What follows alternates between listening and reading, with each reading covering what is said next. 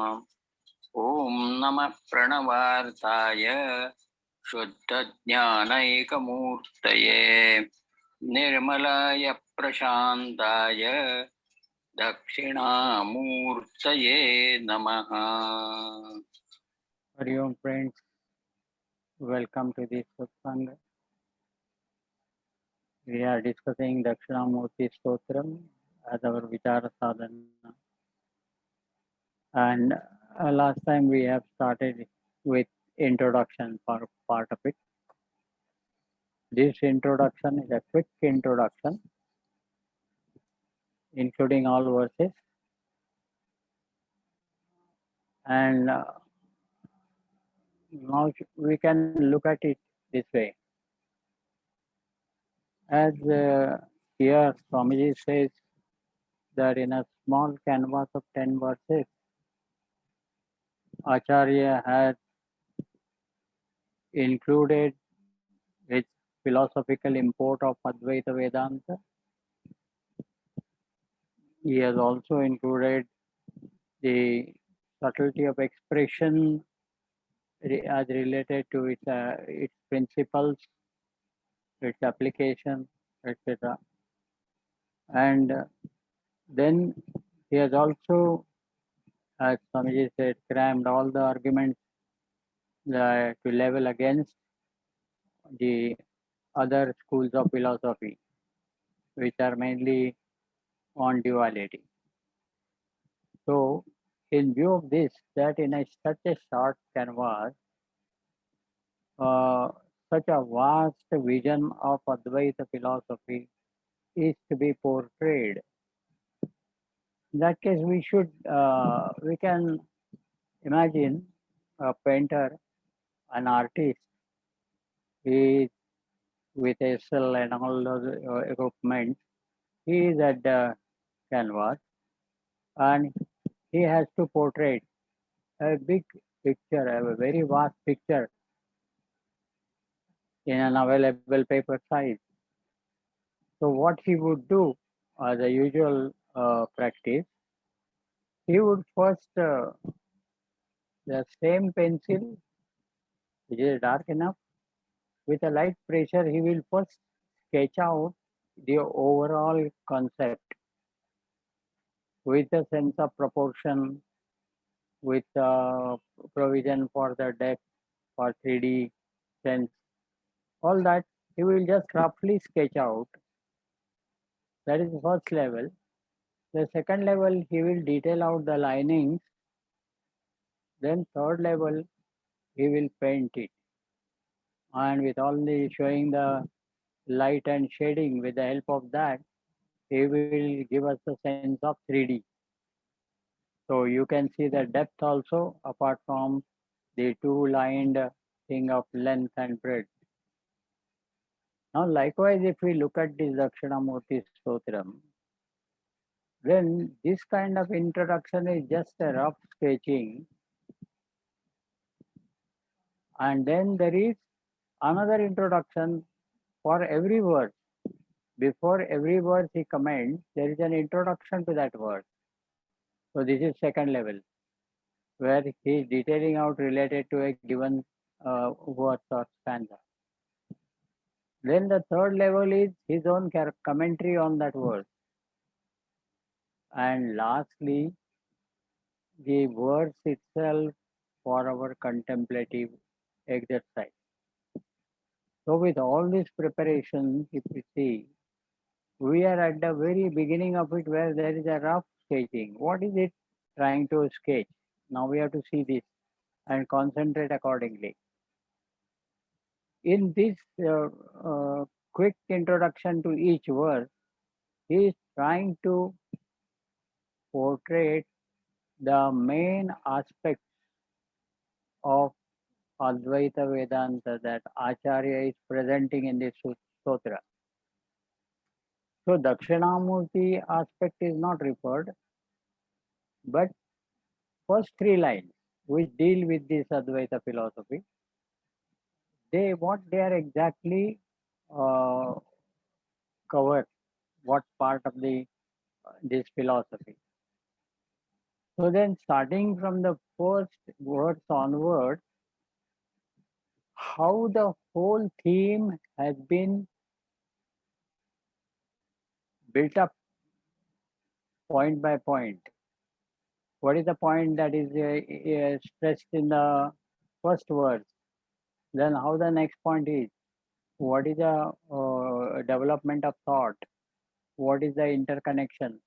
All this in a very quick manner and just touching the essential, so that suppose if it is a science or a science of Advaita Vedanta, in that, as if it is a book, we open, first we come across is the contents.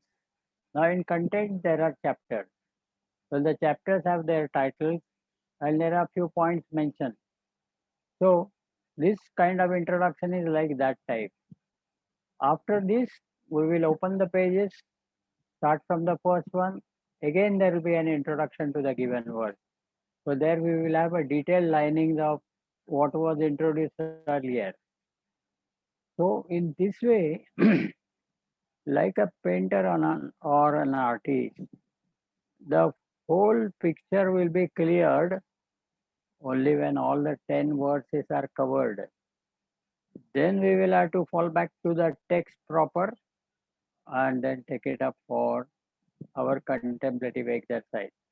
So, as Swamiji has already indicated in the first two, three paras, that basically the student of this Dakshinamurti Stotra must have covered essential Upanishads and Gita chapter as his studies, and he has got a fair idea about this philosophy.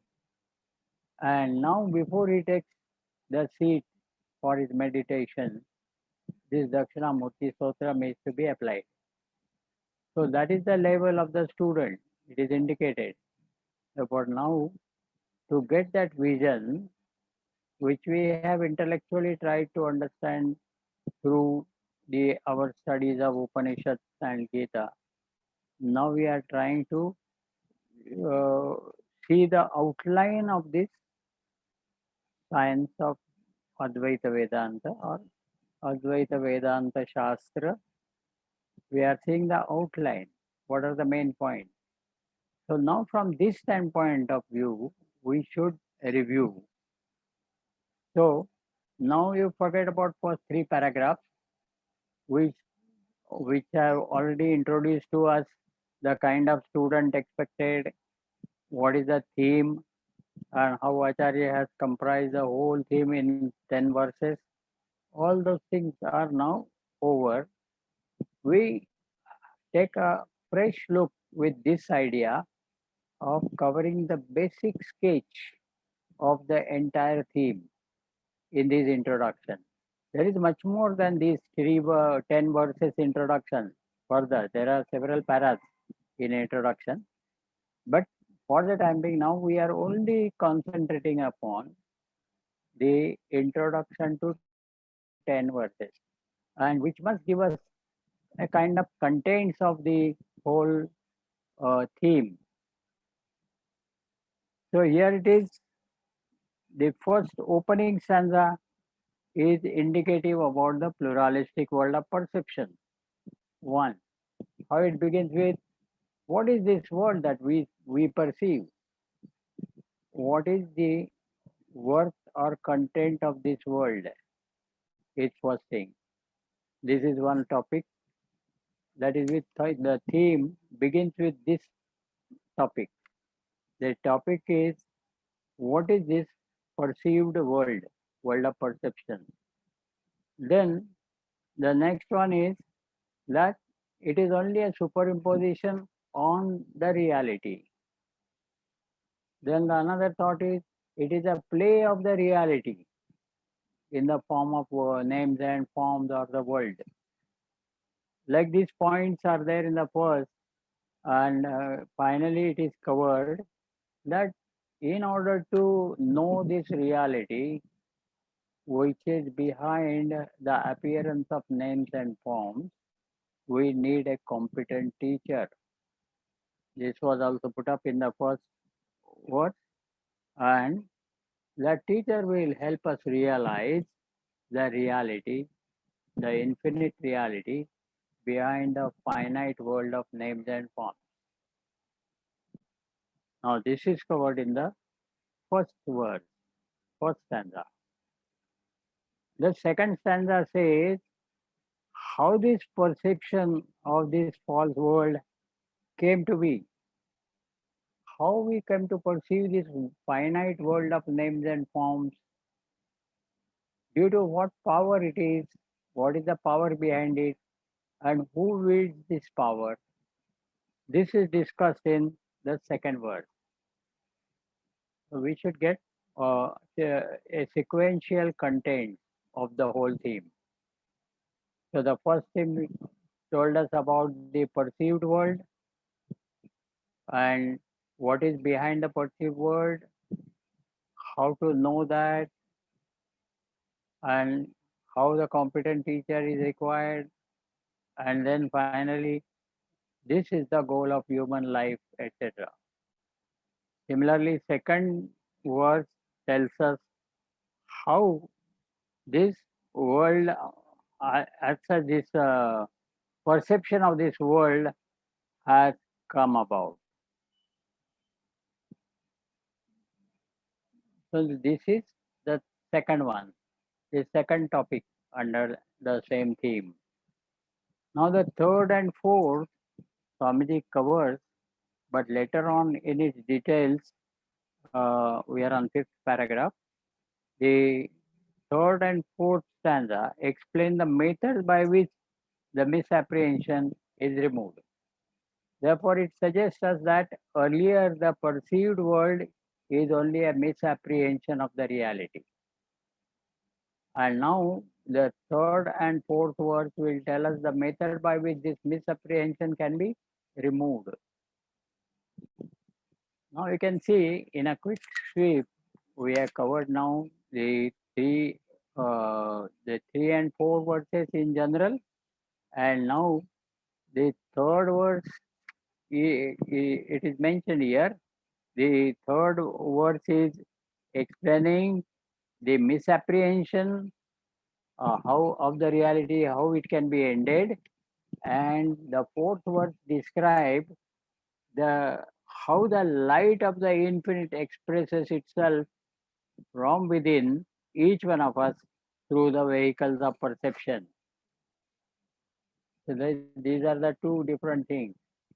First thing is how to end this misapprehension is the first aspect, and how the light within us has through different conditionings like intellect, mind, pranas, the sense organs, body, and out in the world to illumine the world.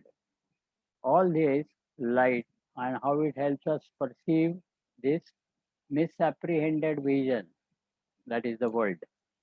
So these third and fourth verses are quickly covered. So we can just likewise we can list down like we are writing the content. Instead of that, we can write the statement. The first verse, what it indicates, second verse, third verse, fourth verse. Here, the idea is not to describe in details, nor there is any reference to Dakshinamurti, because that is the refrain in the fourth line of every verse.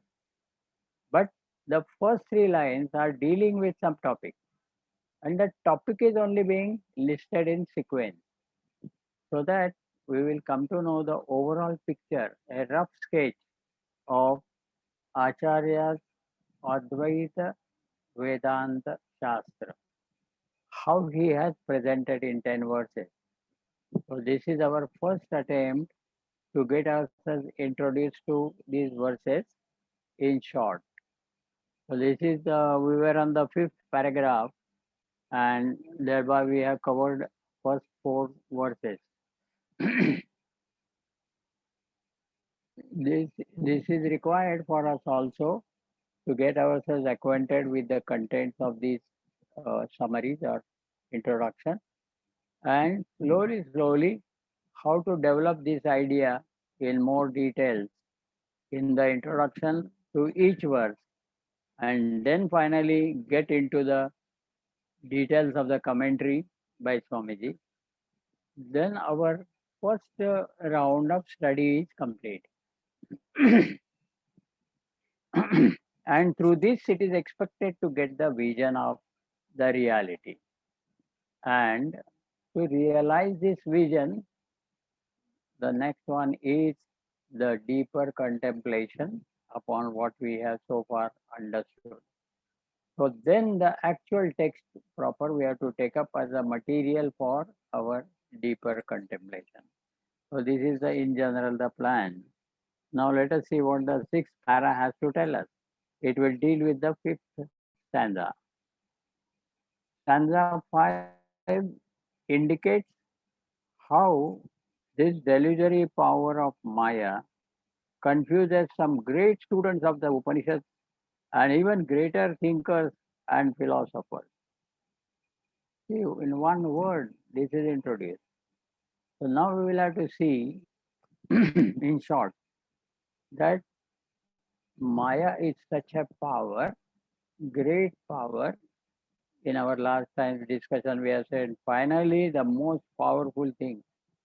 Finally, all these different powers are concentrated in one power, which we have named it as Maya. You know. Now, what is the power of this Maya? It has confused so many great scholars. It refers to, now here it is referred in the sixth paragraph, great students of the Upanishads. So when you say students of the Upanishads, it will make, there will be some commentators uh, who have commented upon the uh, other levels of this philosophy, Upanishads, and those levels are the what we call it as Vishishtadvaita and Dvaita. Like this is one set that the interpretations are different than Advaita. Then it is also referred to as great thinkers and philosophers. Then the other schools of philosophy. In other schools of philosophy, starting from Charvaka, Charvaka was confused by this power of Maya to think that he is the body. Body is the self. This is the ultimate truth, and there is nothing beyond the body. That is what he propagated through Charvaka, the philosophy, Charvaka's philosophy, where it is completely dealing with the sense pleasure and considering body as the self. And following that, the other schools of philosophy are also included in that, including Buddha's philosophy of nihilism or zero, all these ideas. What is the ultimate reality? Starting from body, then sense organs. Some say, no, it is sense organs. Then some say it is prana force. Then the other said it is mind. Then somebody else said it is intellect. And then the in the intellect also there are various flickerings of the consciousness in the intellect. And likewise, there are so many great thinkers who have spent their lifetime in thinking upon this and finally came to this kind of philosophy, which is simply a trick of Maya power, which has baffled them and they were not able to come to a right conclusion about the reality. So, this stanza, the fifth stanza, indicates how the delusory power of Maya confuses some great students of the Upanishads and even great thinkers and philosophers. So all schools, other schools of philosophy, and even within the Vedanta, the different levels of philosophy has evolved from the Upanishads, Upanishadic literature. This is all covered in stanza 5. So what the reality is not is discussed in this fifth stanza, and in that, who is responsible for such a thing? The misguided. It is the power of Maya, which has baffled their understanding, and they came to some different conclusions about the reality. So now we must keep in touch with, because it's going to be a garland, as it is already mentioned. Each verse is a flower, beautiful flower in itself, complete, and it is interconnected with the previous and the next verse. And when all the 10 stanzas are covered, it will be a beautiful garland. So this garland is a part of Advaita Vedanta. And each flower is like a main topic that is discussed. So there are through 10 different topics. The entire stotram is covered, and by that, Acharya has covered the entire philosophy of Advaita Vedanta. So this we are therefore we are trying to just now list down the topics of the verses. So now thus the fifth verse is covered in the sixth para. Now we go to the seventh para. Stanza 6 focuses our attention upon our own experiences in life. It indicates the methods by which, through a scientific analysis of our own vivid experiences in the three planes of consciousness, waking, dream, and deep sleep, we can easily come to realize the reality behind our individual personalities is the reality behind the entire universe. Now, this is the topic. This topic seems to be uh, having more content, and it's like coming to the main terms. Here now, to discover the reality within the individual is the first level. Now, self is the reality with the individual. The individual is the self, and the self is available in us as pure consciousness. These ideas we have already discussed. Now, how we discover that self? So, the inquiry is set in the sixth verse or stanza, and it focuses our own experiences in life. When say own experiences in life, it means my experiences in the childhood, my experiences in the youth, etc. At different stages of life. So these are the experiences of life. And then it is said the states also of consciousness, three planes of consciousness. The three planes of consciousness are based upon the three conditioning or the equipments or conditioning, and accordingly the states of waking, dream, and deep sleep keep changing. So in these three states of waking, dream, deep sleep, and the different stages of life, what we are concerned here in this stanza is concerned with the discovery of the self. The self is indicated by the first person singular as aham, I. So this aham we have to observe and closely watch where the aham is being used and where it is being, the reference is being shifted, but the aham remains continuously the same. For instance, in our different stages of life, when I was in a childhood, I said, I'm a child, I don't know anything. And my papa says like that, mommy says like that, therefore I'm doing all such ideas. The I is related to the child. Okay. Now the child has grown to be a boy. Then he is not prepared to consider himself as a child. I'm not a child, now I'm a grown boy. Then I become a young man, then a middle aged man. Likewise, he keeps on shifting the I from childhood to boyhood, from boyhood to the youth, youth to the middle age, and so on.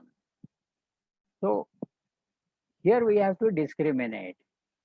If I am a child, then when the childhood is gone, I should have gone. But I'm not gone. I'm here only. And I said I was a child earlier. Now I have grown to be a boy. So the I is now, earlier it was identified with the childhood, saying that I am a child.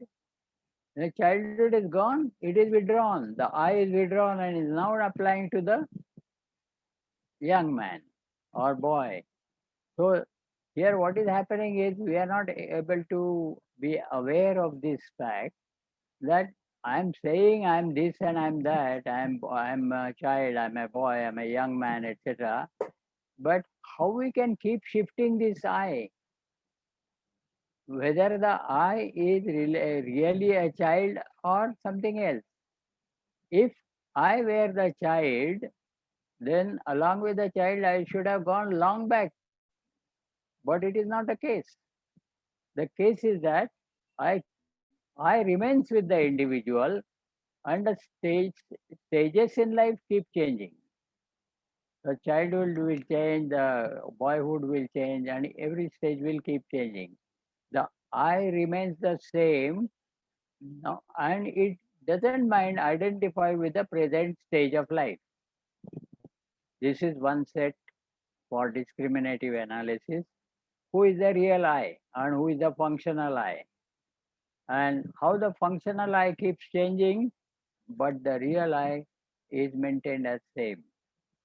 Now here also the next one given is the planes of consciousness or the states of waking, dream, and deep sleep state. Now you say I'm a waker, I'm awake. Now he says only in the waking state he can say so. I am awake and I am waker. In the dream state he cannot say I am awake, or he cannot say now I am watching the dream like watching TV. He cannot say. He becomes the dreamer, or when he goes to sleep, it is called nidra, nidravastha. Nidravastha is the sleep where we have dreams, and sushupti is the kind of sleep where we don't have dreams, a sound sleep. So nidra and sushupti are two different terms. So in nidra, I see the dreams, but this I is different than the waker I. Waker I doesn't know what the dreamer I is experiencing in the dream world. Similarly, both of them do not know who is the deep sleeper I and what does he experience. And therefore, there appear to be so many eyes: the waker I, the dreamer I, and the deep sleeper I. And now, when I wake up again, I narrate all the experiences in the three states: what I did in the waking state, what dreams, what kind of dreams I had, and then how I had a sound sleep, how I enjoyed the sleep, and that now I am awake. These all the three different fields of experiences are narrated by the same person, and thereby I am indicating the presence of the self. As such, during the deep sleep state, as such, due to avidya, the example given is there of a solar eclipse. In the solar eclipse, for the time being, it obstructs the light, and we feel that there is no light, meaning definitely the main bright sunlight is obstructed. Likewise, in the deep sleep state also, the avidya covers or veils the brilliance of the self, which is there, very much there present. But because of this wailing, the person doesn't know anything. The individual doesn't know anything. So for the time being, during the deep sleep state, he doesn't know anything. He doesn't know himself. He is not at all aware of the different worlds, waking, dream, etc. So this is a temporary phase in which the avidya veils his true nature as the self and even his functional nature as waker, dreamer, deep sleeper. Nothing is remembered or nothing is known in the deep sleep state. So this is described here, that the different eyes and the one common eye, through discriminative analysis, we have to appreciate in this work. So these different eyes are with reference to different states of life, like childhood, boyhood, youth, etc. And the different planes of consciousness due to the different states. And these are due to the different conditionings. When the waking state, we have got all the three bodies, the gross, subtle, and the causal. In the dream state, we don't have the body and sense organs. In the deep sleep state, we don't have even the mind and intellect or subtle body. So according to the kind of conditioning that is present, the plane of consciousness changes. And thus there are three planes of consciousness, or the three states of waking, dream, and deep sleep state. And these three states, the eyes are different. I the waker, I the dreamer, I the deep sleeper. There are three eyes, and among them there are compartments. One doesn't know what's happening in the other compartment. Likewise, these compartmentalized, isolated waker, dreamer, deep sleeper eyes have their own experiences, and they don't know each other and their experiences.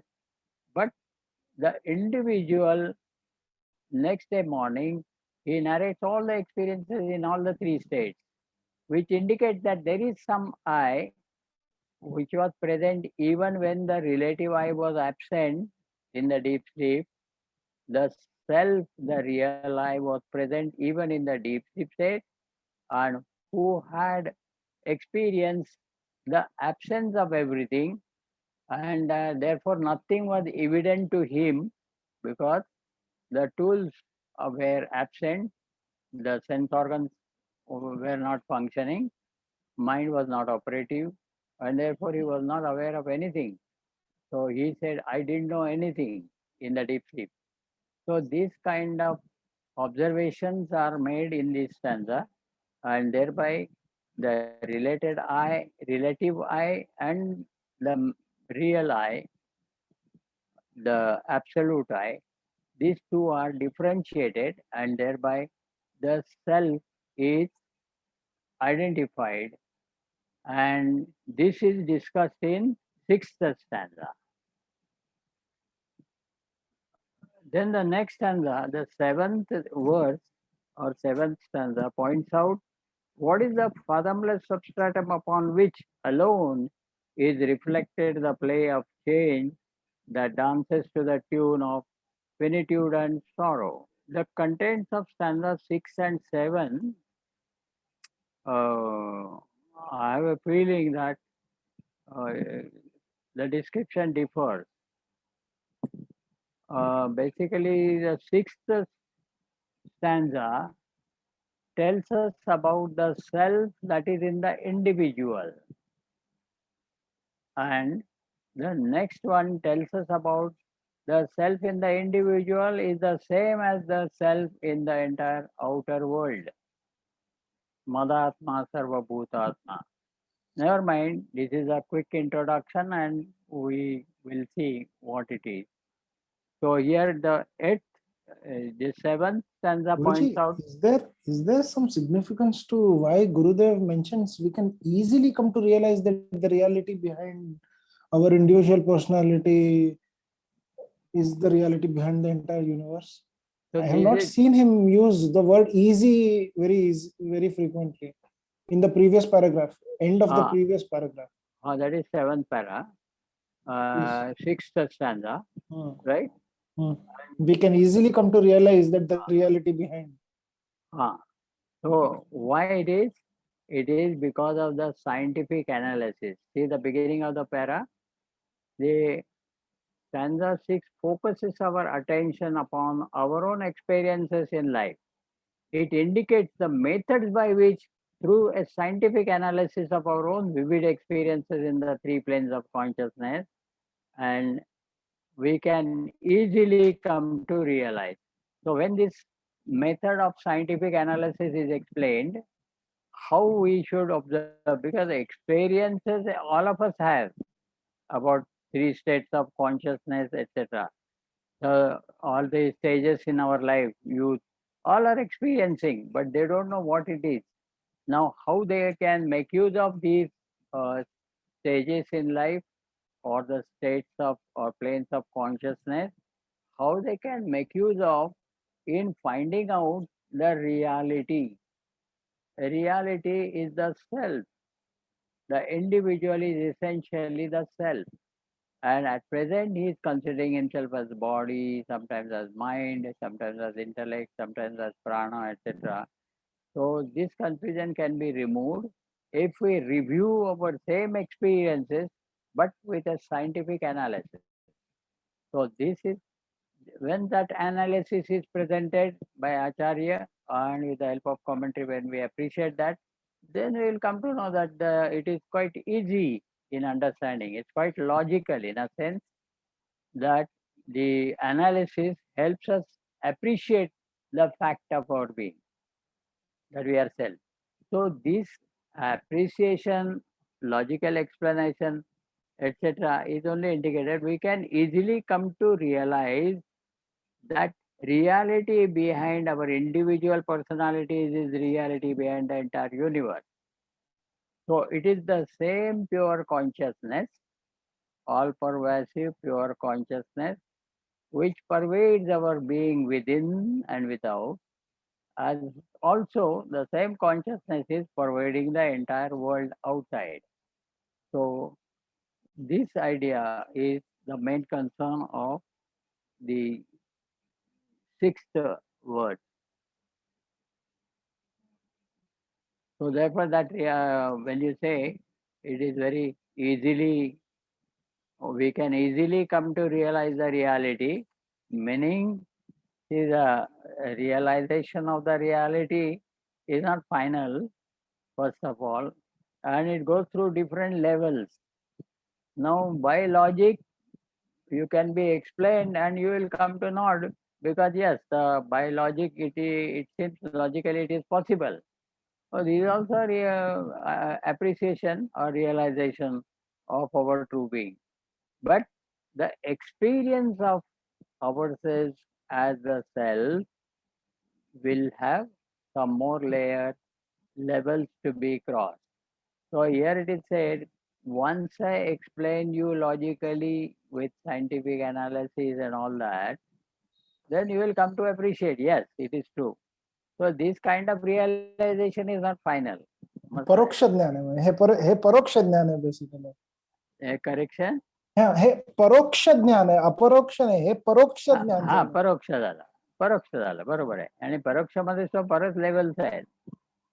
परोक्ष as explained by the teacher logically, then reflection on that, on those lines by the student himself, and finally through meditation. So those three levels understanding will be more clear and better or deeper. So that is the idea.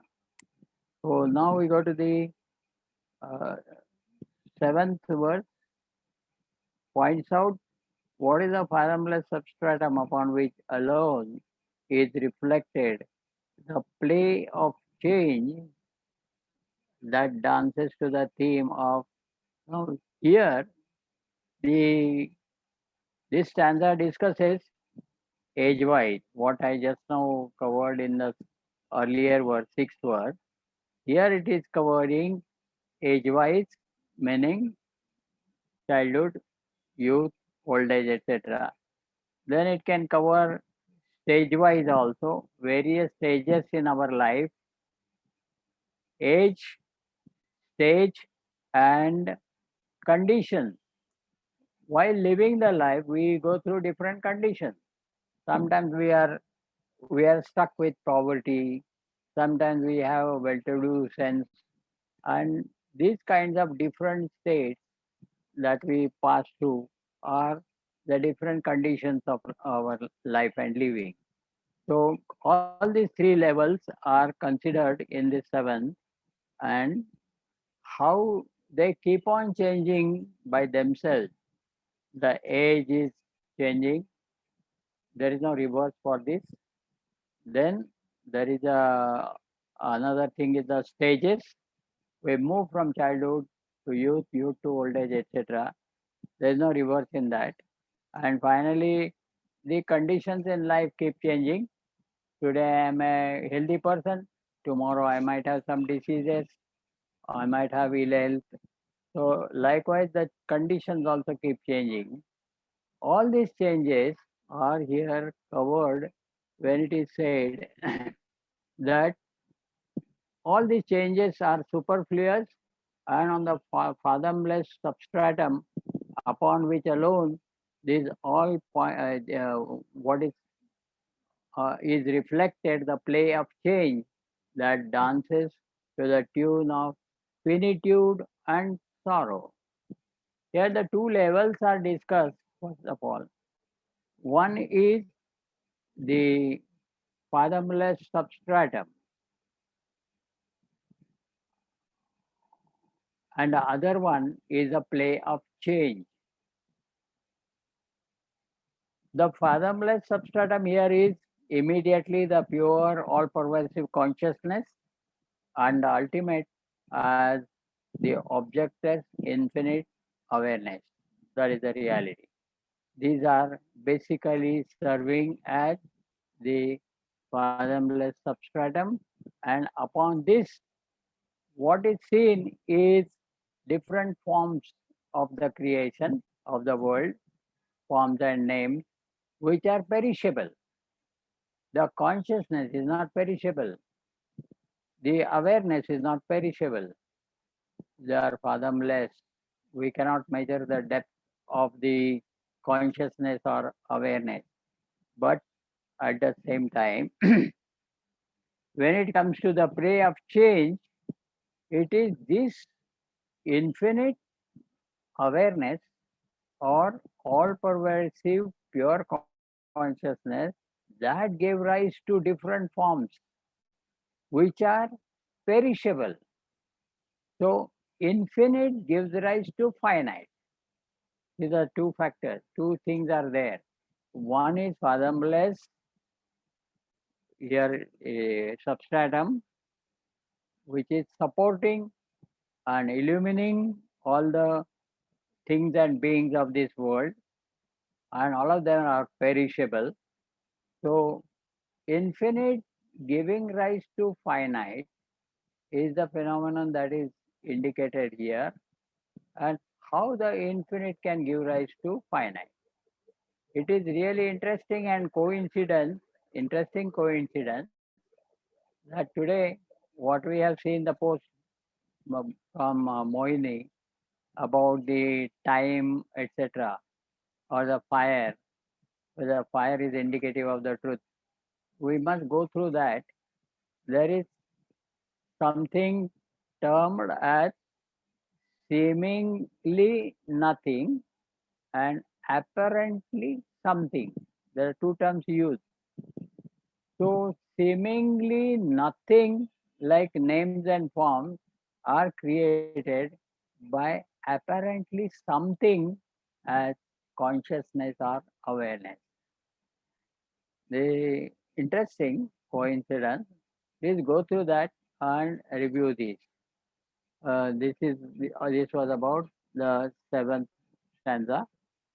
Now we proceed to the. पाहिजे ना गुरुजी Huh? seemingly nothing should be consciousness कारण की ते जाणवत नाही आणि apparently something should be names and forms कारण की ते जाणवतात नाही कळलं नाही मला काय म्हणा.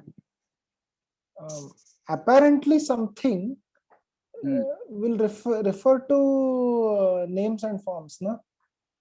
And seemingly nothing will refer to consciousness. Something is referred to consciousness. Nothing is referred to forms and colors because they are perishable. Before they were created, they were not there. Afterwards, they will not be there, and therefore they are nothing.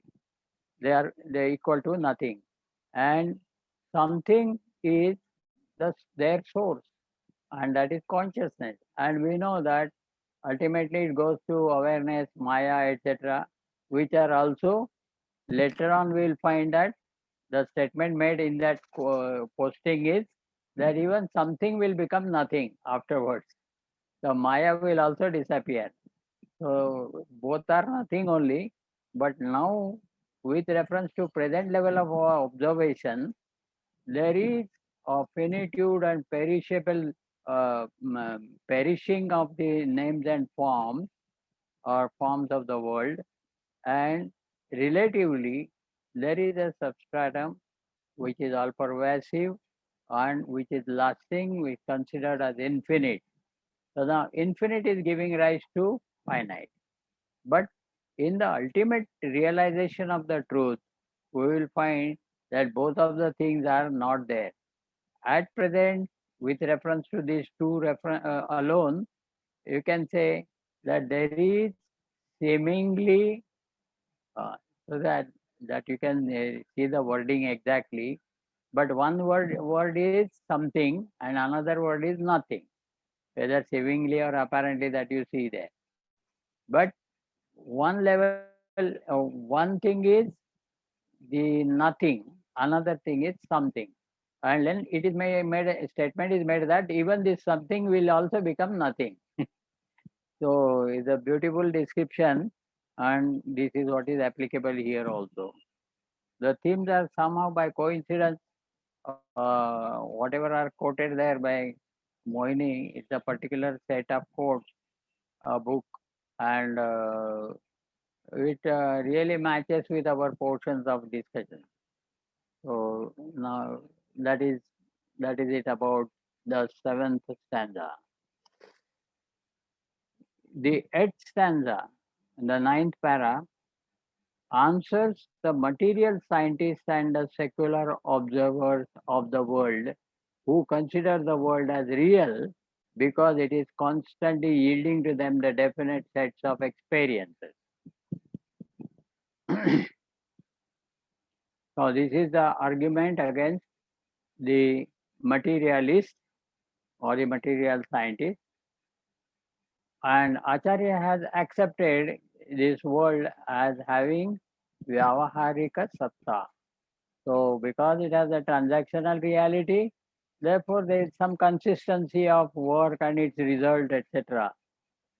But it cannot be the ultimate truth or reality. So this is argued in the eighth stanza. So this we have to list down based on this introduction the main themes which together constitute the science of Advaita Vedanta. Now we come to the concluding, the ninth stanza. You have so far observed that whether it is a Prashnopanishad or Mundakopanishad or Kaivalya Upanishad, there is always last but one, or in the end portion, the verses are dedicated for guidance on Upasana. So similarly here also the ninth verse is a usual technique of Upasana prescribed for those diligent students who even after a deep and careful study of the previous stanzas are not able to fully appreciate the import of them all. Lack of integration within will make the students unfit for such subtle flights to the lofty heights of Vedanta. When it discusses the ultimate theme, To help them gain the necessary integration, this stanza is prescribed as upasana. Now, what is this? Is only one stanza is prescribed here for upasana out of 10. So see the proportion. And as I remember in Friday class in Shantika Satsang, when we did this Dakshinamurti, we had two different texts. One text is Upasana Patya of Dakshinamurti. There were about 19 verses as only Upasana Patya.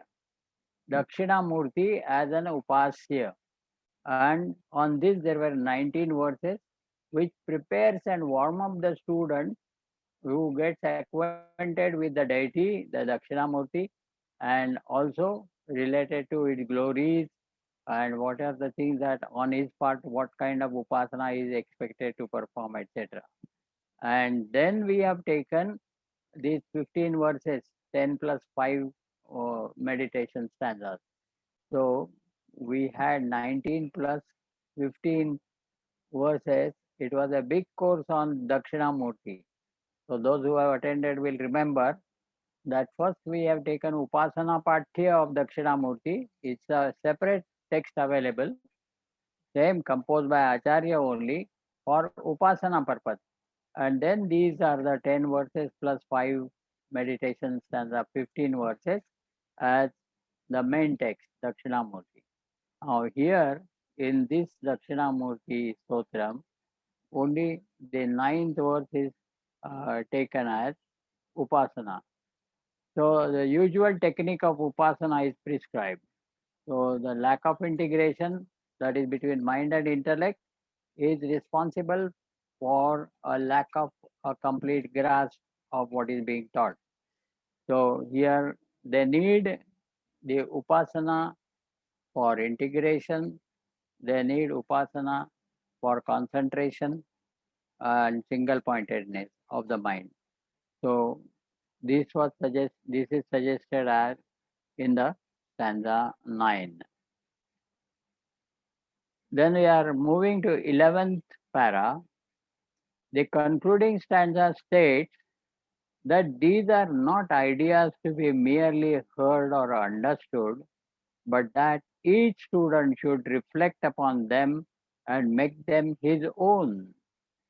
It also explains how, as a result of this education, each one of us can achieve an unfoldment of his or her own personality to a diviner dimension and to the eventual attainment of liberation.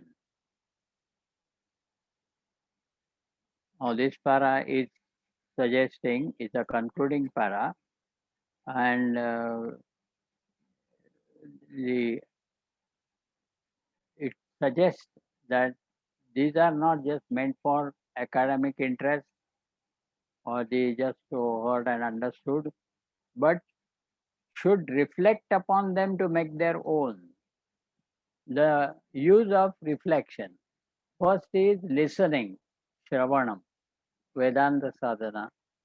The next is reflecting. So, what was received from the teacher when we listen to him is the first level. That level will satisfy us. In case we do not know about this self, the teacher, through his teaching, will tell us about the self, and we will come to know what we didn't know earlier. Now we have known, earlier we were not knowing, now we have known, but we don't understand what it is all about, because I know I am a Mr. So and so as the self, and here the teacher is telling us about the selfhood, which is something different. So what it is, so that which is the teacher's knowledge is only an information for the student received. Therefore, he got some other new information which he was not having. So, if I don't know is the problem, then Shravanam is the solution to the problem by which I come to know about my true nature. Earlier I was not knowing this. And now this knowing is only the information about myself. This information will become my own knowledge through reflection. So here, when the statement made that by reflection, uh, that statement that each student should reflect upon them and make them his own. What is the information received from the teacher is not my knowledge. Information is not knowledge. It is teacher's knowledge and student's information when he listen to that. Now that information has to become student's knowledge, and for that the reflection is required. So when you reflect upon what you have heard, and thereby all pros and cons are to be considered, the mind will raise questions when we recall the teachings or what we have heard from the teacher. Then the mind will raise some doubt, and the intellect will try to find out the answers to those to clear those doubts. So thus, this is the dialogue within ourselves. This is called the subjective reflection. In order to facilitate the student for this reflection, the scheme of study introduces him the louder reflection in the form of group discussion. So if I don't know, I want to reflect and if I go to a lonely place in my own house. I seek some corner and there I sit there, but I don't know how to reflect. What is the meaning of reflection? How it is different? Teacher has already told us what is there to reflect. We won't, if we are not able to reflect independently, individually, then group discussion is the start of that. Because there are 10 minds, and what you have not strike, some other mind might have a confusion and it will raise the question. And when it raises the question, then you will wonder that, oh, it is my question also. So this, it did not strike him, strike me first. But when he asked the question, then I thought, yes, this is also a question we must have. And then the through discussion is the actual reflection. Some of the members might have understood they may know the answer to this question, and they will explain. So their explanation is like the intellect trying to understand, and those members who raise the questions are like the mind raising the question. So the mind raising the question and the intellect answering, trying to answer them, is what is called as reflection. And to facilitate this individual independent reflection, the group discussion is most useful, so that when the point is put up before 10 people, 10 members, then each one of them will try to understand. And if we come across some doubt, he will raise the doubt.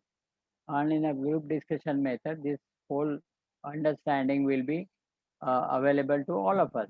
So once the answer is clear, then all the 10 members are benefited by that. So this group discussion is, so to say, a louder reflection. And by this group discussion method, one will be, a time will come when one will be able to reflect independently as an individual. So this is here, it is suggested that by reflection, the student should reflect upon them to make them his own.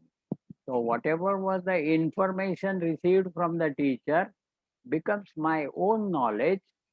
Not that I have to refer what he said, but it becomes my knowledge when I reflect upon them. So the recalling what the teacher has said and trying to understand, then some doubts will come, trying to resolve those doubts. This is the process of reflection. Now this is in the concluding stanza. we have to further reflect upon that, own up that information as my own knowledge. This is the second level. And then the next one, it also explains how, as a result of this education, each one of us can achieve an unfoldment of his or her own personality to a diviner dimension, and to that eventual attainment of liberation. These two terms are very important. One term is the uh, diviner dimension, and another is the eventual attainment of liberation. Eventual. These two terms are a bit important, and in continuation with the reflection, the next achievement is when you apply these ideas that you have understood in your own life. When you apply this, then the unfoldment takes place. This unfoldment is like opening of a flower. Earlier, what was the potential, it becomes manifest. So earlier he was considering I'm personality means my appearance. I would look into the mirror and say how I look like. So whether it's a smart personality, handsome, etc., or there are some shortcomings, etc. I will try to see this is my personality understanding, and slowly, here as it is said here, he can uh, by the process of achievement, unfoldment, he can discover the subtler personality. Then he will come to know that more than physical, the more important is the psychological personality. Then he will come to appreciate the intellectual personality. Then he will come to appreciate the spiritual personality. And this is considered here as a diviner dimension.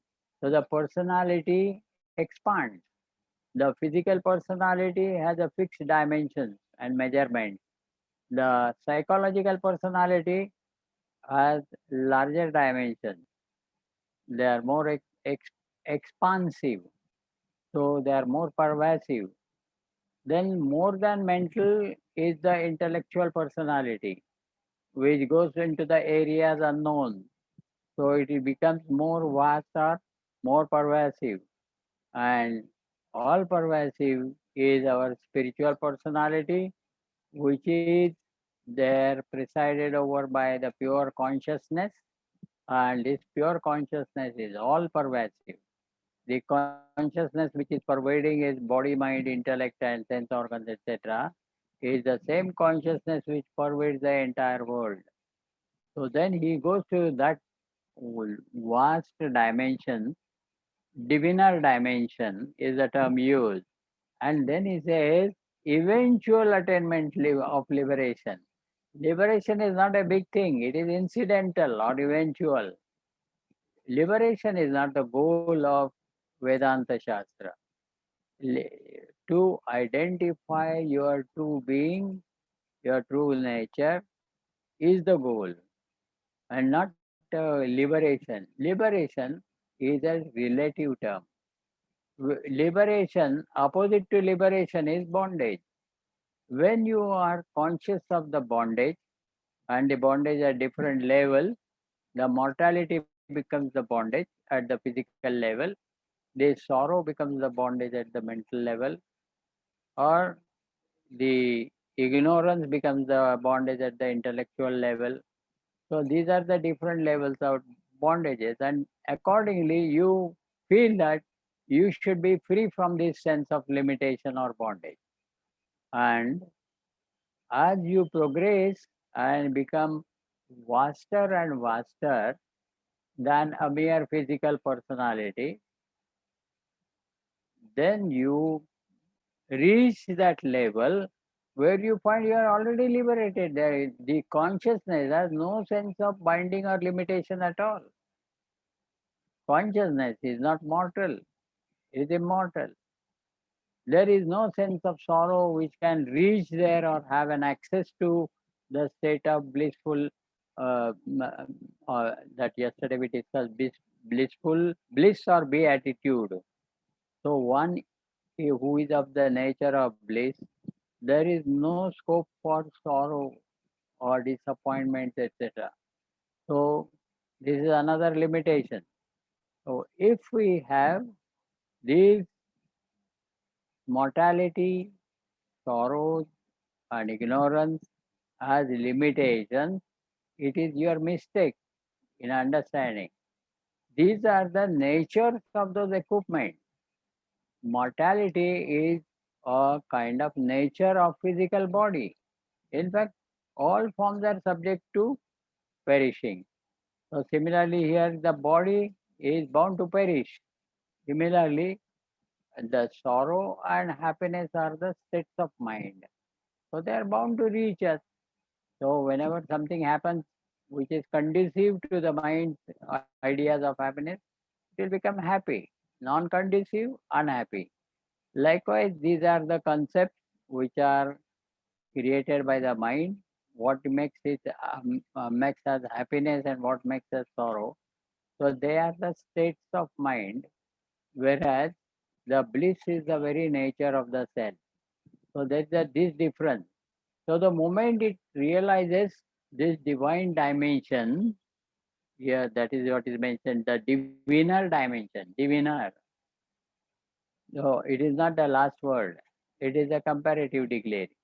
So diviner is the consciousness. Everything else is divine, all right, because even that consciousness is blessing and pervading all body, mind, intellect, prana, everything.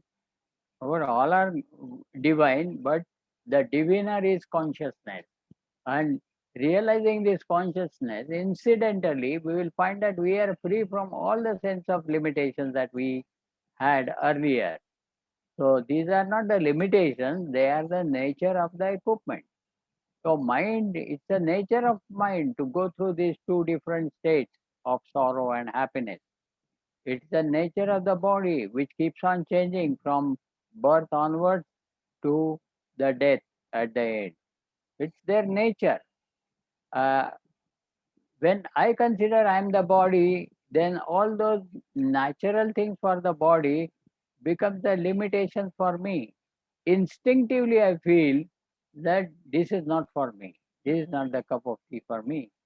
So this idea is because instinctively I feel that I should not be subject to perishing. What is instinctively felt, when realized, you find that you are already eventually you are liberated. So liberation is not the goal for which we are all doing this, but at present, since we have a sense of limitation, therefore there will be a sense of liberation contrary to this, and we will be eventually reaching that and passing through by in this attempt to reach the diviner personality. So by the way, we have realized our true nature to be the pure consciousness. We have already liberated from all sense of limitation within. So that was the concluding stanza. And now we go to the 12th para. Now here, therefore, we have seen in a quick sweep the essential contents of each stanza. So this gives us a rough picture of entire scope of Advaita Vedanta Shastra as presented by Acharya in these 10 stanzas. So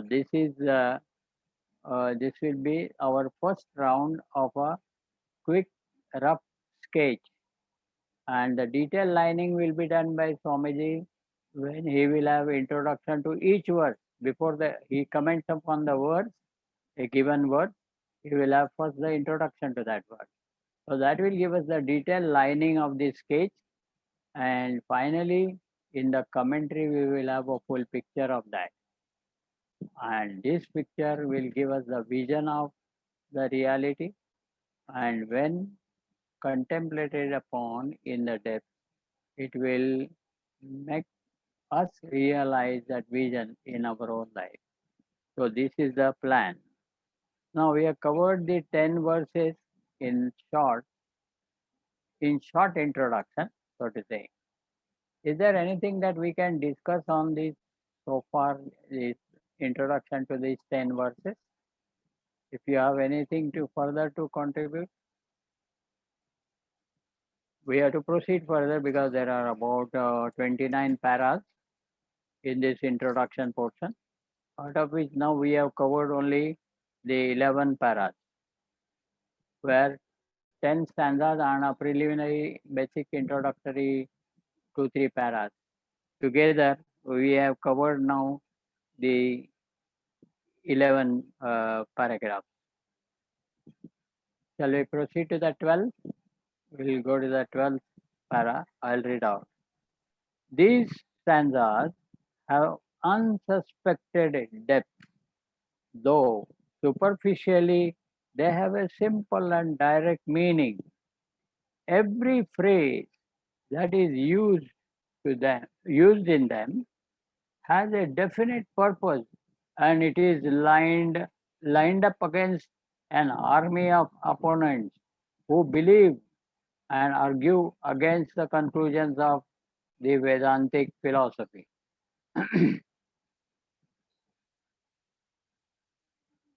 Thus, the Sankhyayan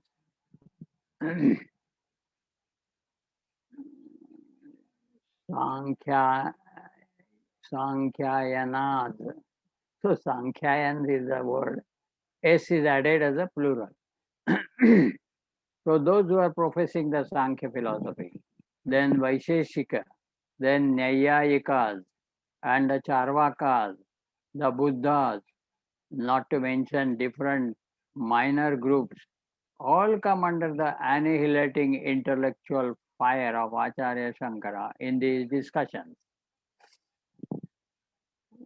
So the first aspect is the scope of Advaita philosophy as a science, as a Shastra, professed by Adi Shankaracharya, and then it now is leveling arguments against all the other schools of philosophy, which according to him are showing different levels and grades of duality, and even to the extent of nihilism, which says about Shunyavad, etc., of the Buddhists.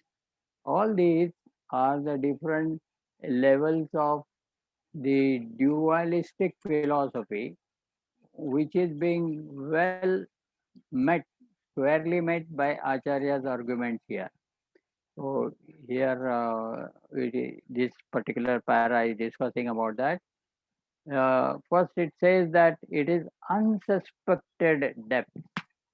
Apart from the obvious meaning and the related discussion, it has unsuspected means the student won't believe that there is some still deeper meaning.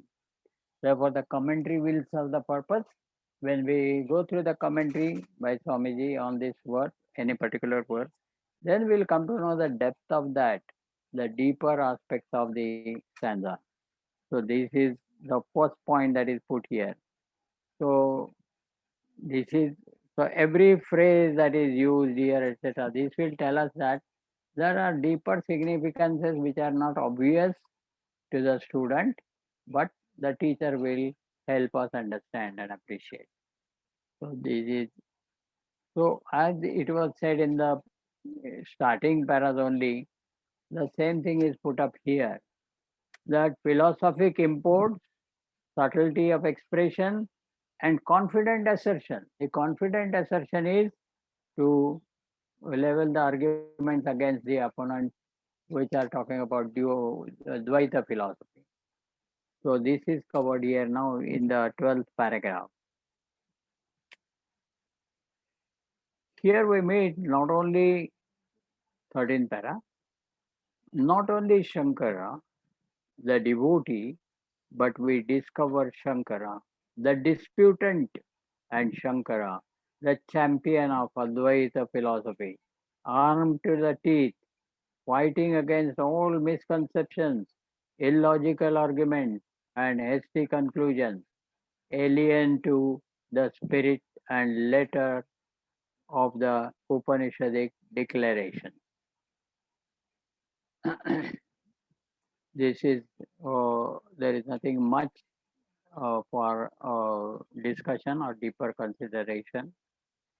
But here, it is not just the Shankara has the different facets of his personality, out of which what we know is generally the Shankara, the devotee, who has composed so many stotras, so many prakaran granthas, etc.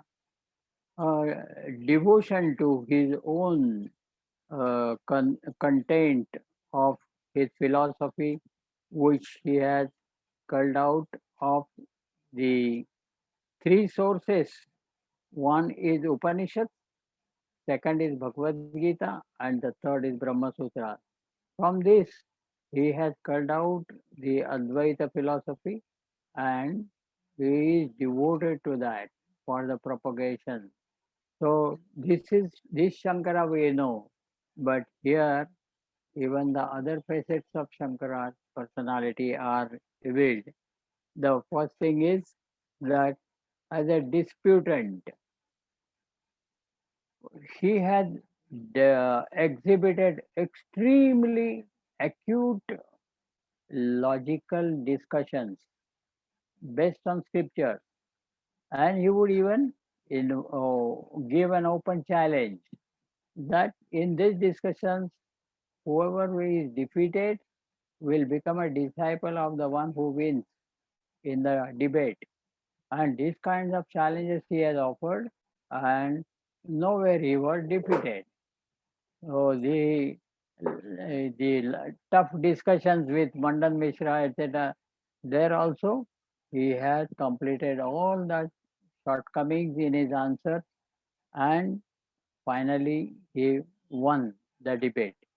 So this kind of thing, disputant, when you say the vehement arguments which are leveled against, uh, we have actually, when we go through the life and works of Adi Shankara in details, then we will observe that the word disputant is not, it doesn't sound so good, as he had a great concern, a sympathy when he used to argue with the other schools of philosophy or other sects. He would first listen to them, then he will present their views in his own words, and the way he presents it shows that his grasp about what they are saying, and they will feel that as if he's supporting them. But later on, he will quote the scriptures, and he says, now if we see the scriptures, they say like this, then how do you claim this is not in line with the scriptural statement? Therefore, I suggest that we should follow the scriptures, and accordingly, this is the correct way of thinking. So, likewise, it's a very sympathetic approach. He would convince those opponents. Only in case of Nirishwara, what we say, we are theistic and atheistic. So those who are on the atheistic side, like Jains, Bauddhas, Charvakas, and even the Sankhyas. So this kind of atheism, there against the Charvakas and Bauddhas, he would have disputes, because the Buddha, etc., will openly deny the authority of the scriptures, and therefore he will have his own. There, to some extent, this dispute would arise. But there are several sects and creeds in Hinduism itself, and he has a very sympathetic approach, no sense of argument or fight or dispute. only in case of those who basically do not accept the Vedas as authority or pramanam. With them, there are certain disputes, and he has managed them with a very sharp logical reasoning while discussing with them. So, to that extent, he has used the word disputant, and it is quite reasonable. So, here, particularly the Charvakas, Buddhists, and all that he has raised, not to mention the different minor groups. And the minor groups, etc., was very sympathetic. But regarding Sankhyas, Vaisheshikas, Nyayayikas, and Charvakas, and Buddhists, etc., he has ruled out, he has refuted well certain aspects, even though the, for instance, Mimamsakas, Purva Mimamsakas, they are very close to Uttar Mimamsa. Their approach is slightly different. So even there he will refute when they are talking too much about karma kanda and that reaching the heaven is the last goal, ultimate goal, and all that. He has refuted. So each one aspect he has refuted, and those aspects which are contributing to the Advaita philosophy, he has accepted them. So, like in the Patanjali's Yoga Sutra, we have seen the last three steps are accepted by the Vedanta, because yoga is one of the valid method, and the Sankhya or the Vedantic philosophy is the another method. Spiritual approach is another method. Yoga sadhana is another method. Both methods are leading to was the self-realization, and lastly the ultimate uh, truth. So uh, here we can say that Shankara has to deal with various types of opponents. Some of them he has to dispute with them and have strong arguments, whereas in other sects within the Hinduism, he had a very sympathetic approach. That was about this 13th para page, and I think we should stop here. There are quite equal number of paras still balanced, so we will discuss that next time. Stanza 5, Hmm. when we say that following two stanzas describe how the perception of the false has come about, a world of delusive forms and names superimposed upon the infinite ever-present reality.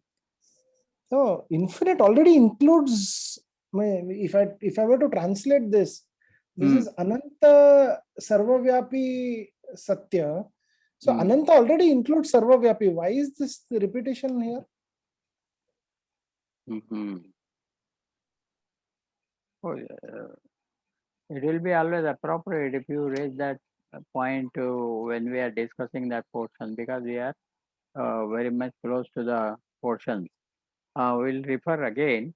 The following two stanzas describe how the perception of the false, a world of delusive forms and names superimposed upon the infinite, ever-present reality. The infinite is one, and ever-present is another term. These two terms are different. Both are attributed to reality. Now we have seen that the pure all-pervasive consciousness and the infinite objectless awareness. The difference is only reference to the upadhis. The reference to upadhis or objects is consciousness. Without reference to that, that pure consciousness itself becomes the infinite awareness. We have discussed this point. So now with reference to the awareness, the word applicable is infinite. And with reference to the consciousness, which is all pervasive, it is ever present reality. So the reality has got the twofold sense, And if you remember, we have discussed this statement particularly, that a pure consciousness itself is awareness. The difference is that consciousness is through as available through medium or conditioning, whereas when the conditions are not referred, being being unreal, when not referred, the same pure consciousness becomes objectless. He is denying the conditionings or the object. So now with reference to consciousness, the term used is ever present. There is no time when consciousness is not. This is with reference to the conditioning. There are states where particular conditioning one is not aware of. For instance, when I go to the dream state, I am not conscious of body and sense organs. Now, this is the consciousness, therefore, this is consciousness is present, but the body and the sense organs are not accessible in the dream world. Therefore, I am not conscious of body and sense organs. Therefore, through body and sense organs, the world is not accessible to me, outer world. Now, this is all related to body, which is a conditioning, mind, which is another conditioning, and the consciousness is manifest through these two, gives rise to different planes, like waking state and the dream state, etc.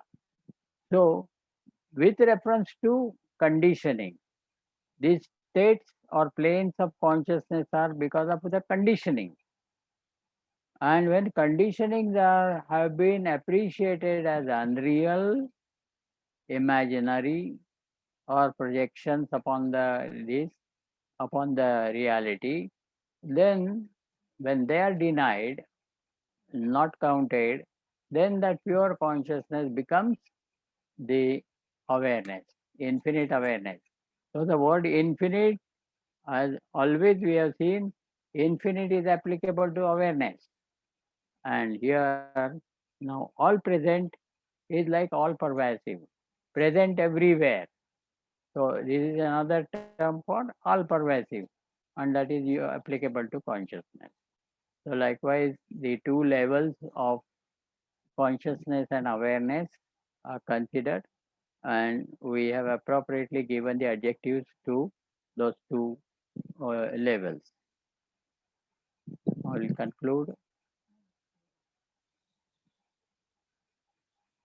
यस्य प्रसादादहमेव विष्णुः मय्येव सर्वं परिकल्पितं च इत्थं विजानामि सदात्मरूपं तस्याङ्घ्रिपद्मं प्रणतोऽस्मि नित्यं तस्याङ्घ्रिपद्मं प्रणतोऽस्मि नित्यम् ॐ श्री चिन्मय सद्गुरवे नमः।